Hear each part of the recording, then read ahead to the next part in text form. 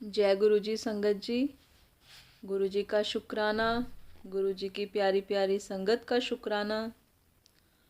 संगत जी, कल के अध्याय में हमने श्रवण किया था भगवान शिव के लिंग एवं साकार विग्रह की पूजा के रहस्य तथा महत्व का वर्णन।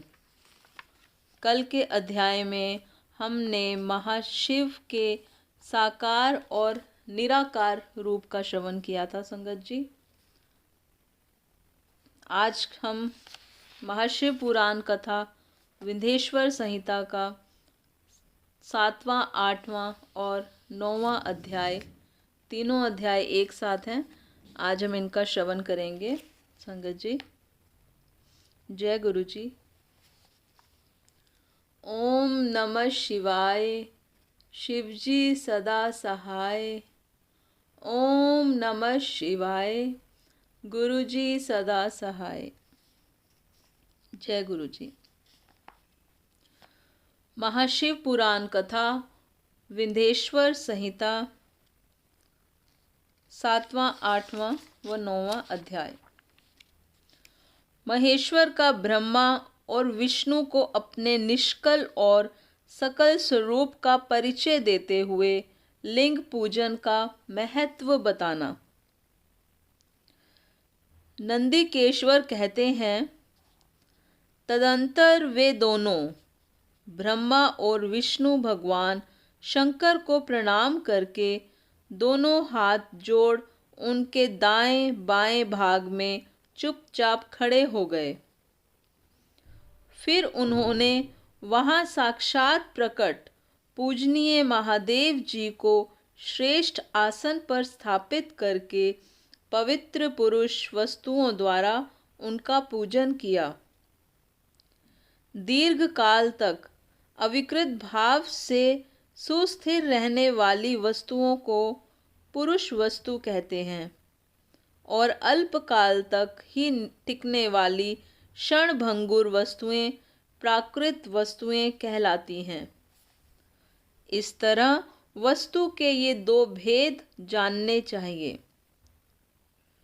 किन पुरुष वस्तुओं से उन्होंने भगवान शिव का पूजन किया, यह बताया जाता है।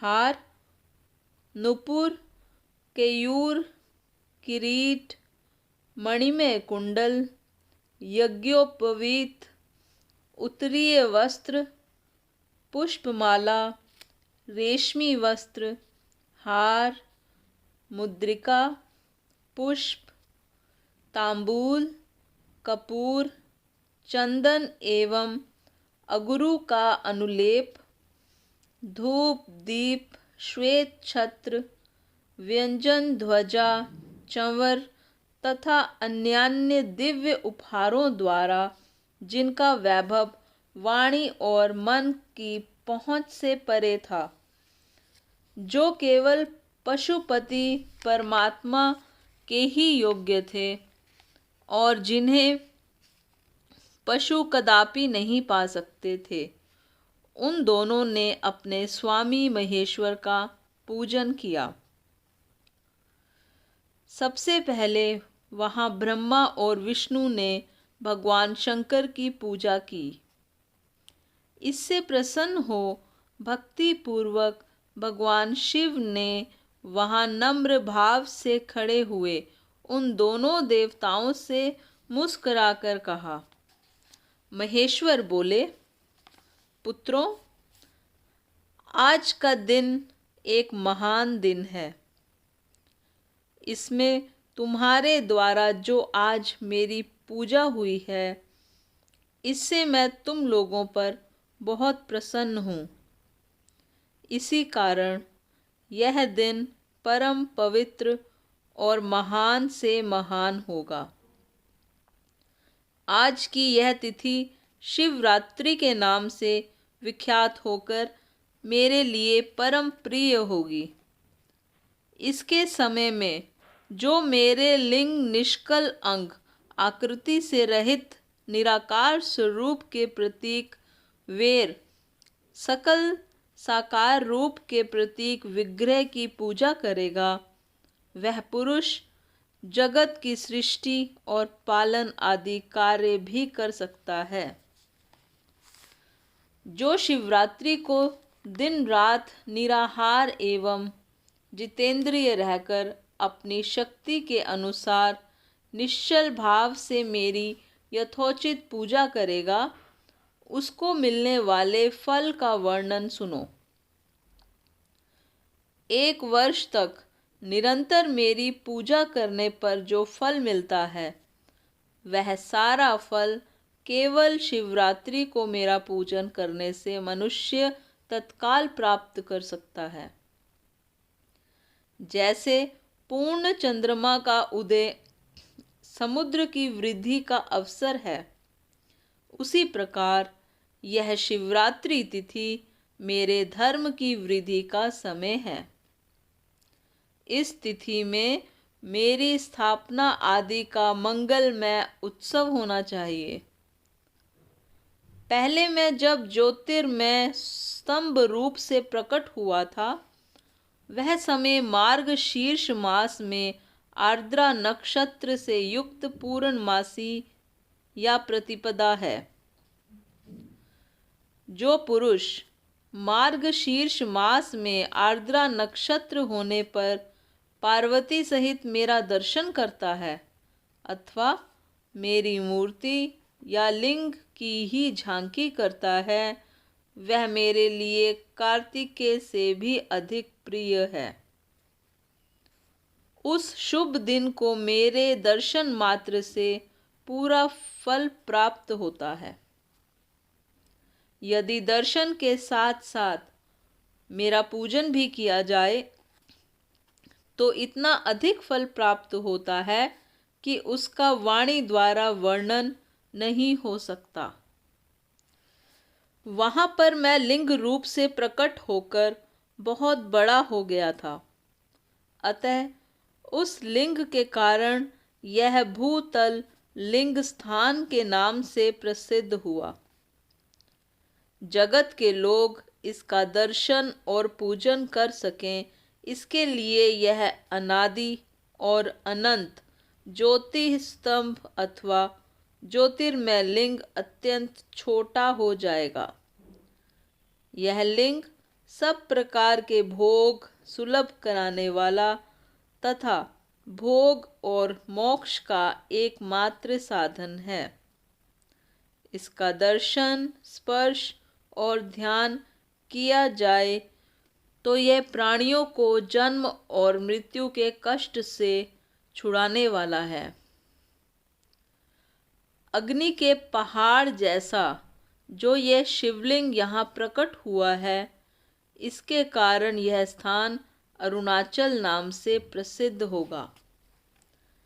यहाँ अनेक प्रकार के बड़े बड़े तीर्थ प्रकट होंगे। इस स्थान में निवास करने या मरने से जीवों का मोक्ष तक हो जाएगा। मेरे 2 रूप हैं, सकल और निष्कल। दूसरे किसी के ऐसे रूप नहीं हैं। पहले मैं स्तंभ रूप से प्रकट हुआ, फिर अपने साक्षात रूप से।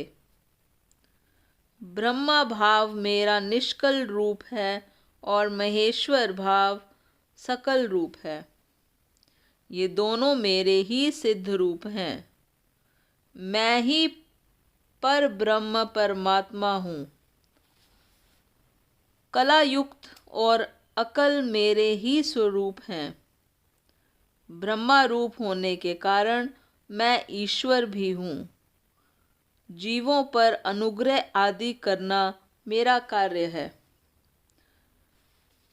ब्रह्मा और केशव, मैं सबसे बृहत और जगत की वृद्धि करने वाला होने के कारण ब्रह्मा कहलाता हूँ। सर्वत्र समरूप से स्थित और व्यापक होने से मैं ही सबका आत्मा हूँ।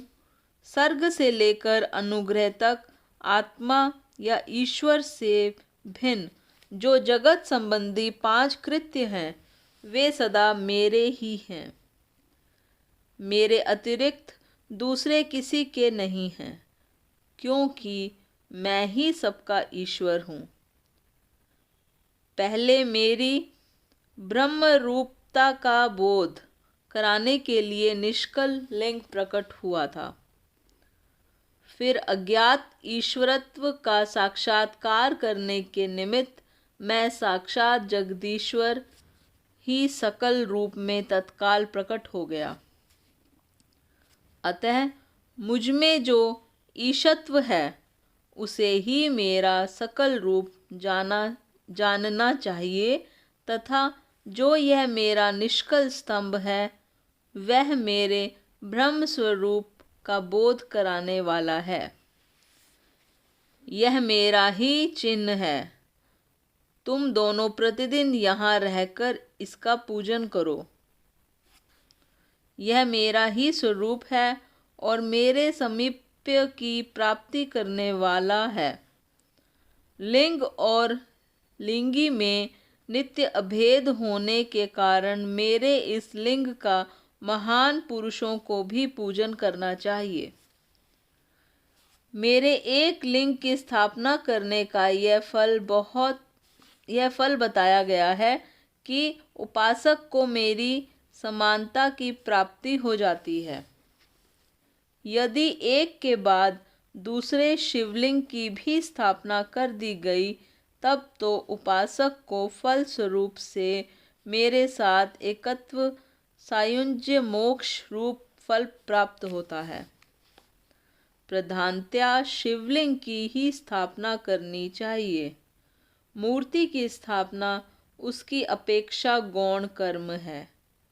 शिवलिंग के अभाव में सब ओर से मूर्ति युक्त होने पर भी वह स्थान क्षेत्र नहीं कहलाता। इति श्री महाशिव पुराण कथा अध्याय समाप्त। तो संगत जी, आज का अध्याय यहीं पर समाप्त होता है। आज हमने 7वां, 8वां और 9वां 3 अध्याय श्रवण किए हैं संगत जी। अगर मेरे से पढ़ने में कुछ त्रुटि हुई है तो प्लीज़ मुझे माफ़ करना संगत जी। संगत जी, महादेव जी की आरती कर लेते हैं। जय गुरु जी। ओम जय शिव ओमकारा, स्वामी हर शिव ओमकारा, ब्रह्मा विष्णु सदा शिव, भोले भोलेनाथ महादेव, अर्धांगी धारा। ओम जय शिव ओमकारा। एकानन चतुरानन, पंचानन राजे, स्वामी पंचानन राजे, हंसानन गरुड़ासन, वृषवाहन साजे। ओम जय शिव ओमकारा। दो भुज चार चतुर्भुज, 10 भुज ते सोहे, स्वामी 10 भुज ते सोहे, तीनों रूप निरखता, त्रिभुवन जन मोहे। ओम जय शिव ओमकारा। अक्षमाला वनमाला, मुंडमाला धारी, स्वामी मुंडमाला धारी, त्रिपुरारी कंसारी, करमाला धारी। ओम जय शिव ओमकारा।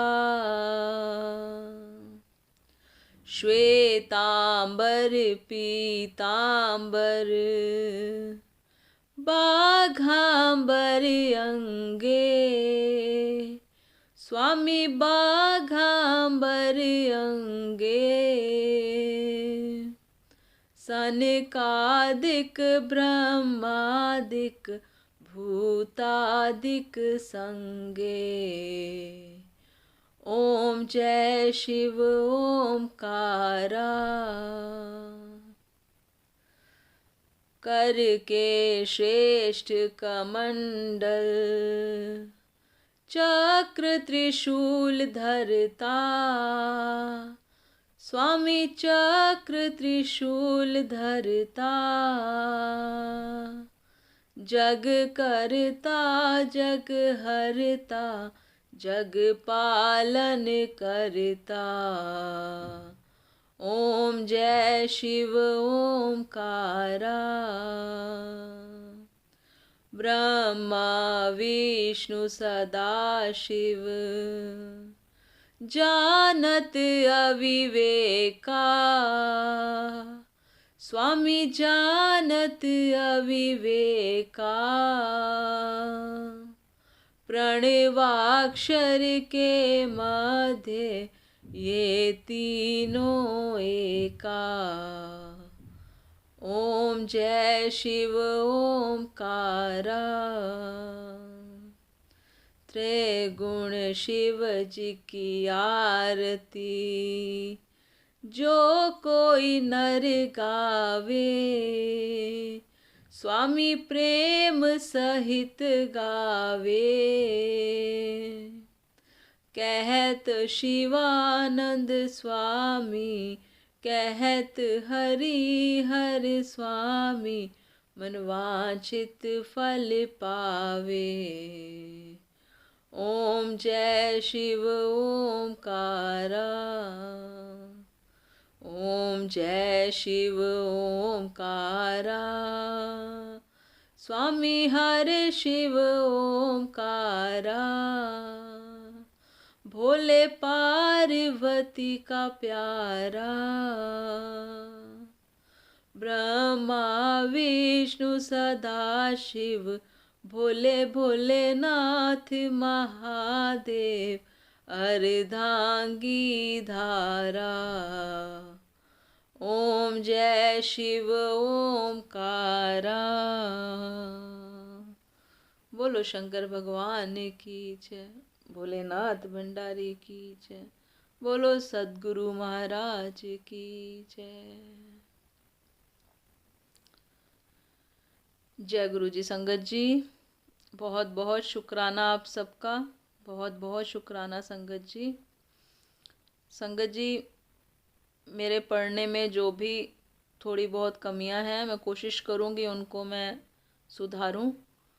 मुझे कुछ संगत का मैसेज आया है कि मेरी आवाज़ उतनी क्लियर नहीं है, तो संगत जी मैं कोशिश करूंगी कि मैं धीरे धीरे इसके लिए इसको सुधारूं, इस चीज़ को कि मेरी वॉइस बिल्कुल क्लियर हो।